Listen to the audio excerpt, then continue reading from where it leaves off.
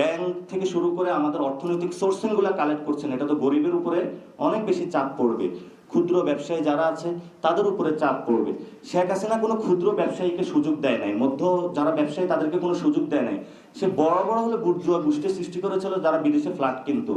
এই সরকার ওই গোষ্ঠীগুলাকে নিয়ে হলো আবার তার ধান্দাবাতি হলো গুছিয়ে বসাইছে। যেই পরিবর্তনগুলো আনার চেষ্টা করা হয়েছিল বিভিন্ন অধ্যাদেশের মাধ্যমে, জুলাই সনদ, গণভোটের মাধ্যমে, সেটা থেকে আপনি ইউটার্ন নিয়ে আবার শেখ হাসিনার পথেই চলতে চাচ্ছেন। তো ফলে আমরা যেই এক দফা দাবি দিয়েছিলাম যে শেখ হাসিনার পতন এবং ফ্যাসিবাদী ব্যবস্থার বিলোপ, ওই প্রথম পতনটা হয়েছে, ব্যবস্থার বিলোপটা হয় না। ওই ব্যবস্থার উপর আপনারা এসে বসে গেছেন। তো ওই ব্যবস্থার বিলোপ হবেই। ওই ব্যবস্থার মধ্যে যেই বসে থাকুক, আজকে বিএনপি বসে আছে, কালকে যদি এনসিপিও বসে থাকে, এনসিপিও যদি ওই একই ব্যবস্থার উপরে চলতে চায়, তাহলে এনসিপিকেও বাংলাদেশের মানুষ প্রত্যাখ্যান করবে এবং বিএনপিকেও বাংলাদেশের মানুষ প্রত্যাখ্যান করবে। এখন পদ্ধতিটা কী হবে, উপায়টা কী হবে, এটা